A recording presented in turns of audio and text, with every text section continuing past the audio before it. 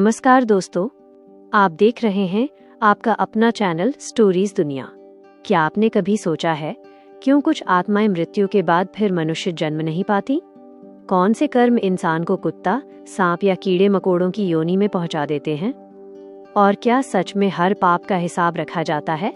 आज की यह कथा इसी गहन रहस्य से पर्दा उठाएगी। एक बार पक्षीराज गरुड़ ने भगवान श्री कृष्ण से प्रश्न किया, प्रभु, मैंने देखा है कि कई आत्माएं मृत्यु के बाद पशु योनि में चली जाती हैं। कोई कुत्ता बनता है, कोई सांप तो कोई तुच्छ जीव। ऐसा क्यों होता है? भगवान मुस्कुराए। उनका स्वर शांत था पर अर्थ गंभीर। गरुड़, यह प्रश्न केवल तुम्हारा नहीं, समस्त मानव जाति के लिए महत्वपूर्ण है। इसका उत्तर मैं तुम्हें एक कथा के माध्यम से दूंगा। गरुड़ ध्यानपूर्वक सुनने लगे।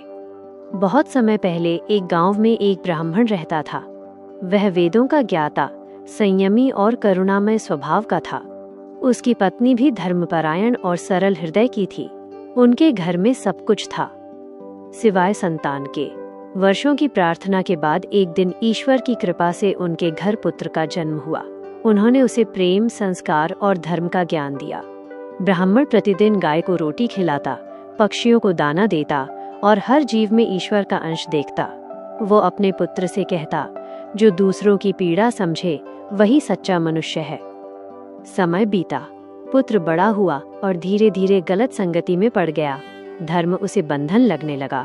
माता पिता की बातें उसे पुरानी सोच प्रतीत होने लगी। वह नशे, मांस और दुर्व्यसनों में डूब गया। घर का धन व्यर्थ खर्च होने लगा।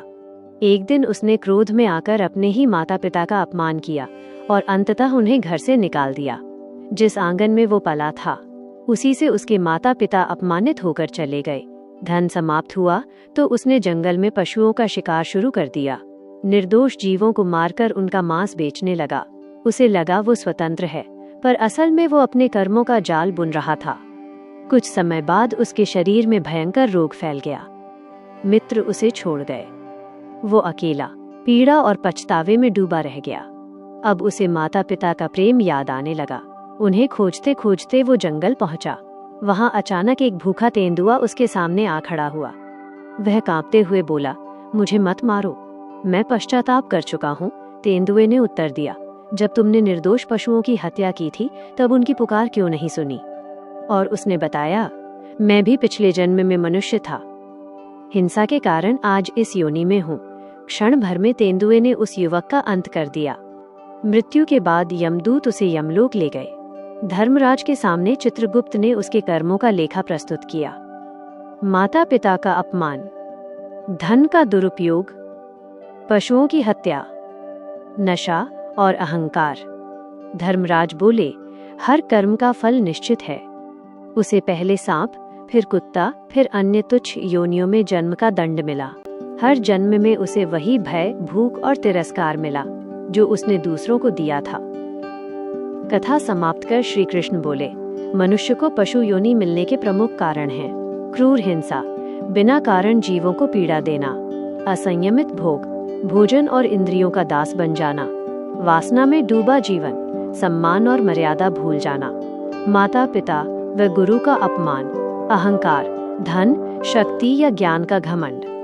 पशु योनि दंड ही नहीं, आत्मा की शिक्षा भी है। मनुष्य जन्म सबसे बड़ा अवसर है। गरुड़ देव नतमस्तक हो गए।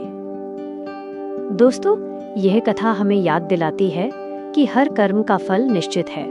करुणा, संयम और विनम्रता ही मनुष्य को ऊंचा उठाते हैं। अगर आपको ये दिव्य कथा पसंद आई हो तो वीडियो को लाइक करें, शेयर करें और ऐसे ही ज्ञानवर्धक और रहस्यमयी कथाओं के लिए हमारे चैनल स्टोरीज दुनिया को सब्सक्राइब जरूर करें। कमेंट में लिखें, जय श्री कृष्ण।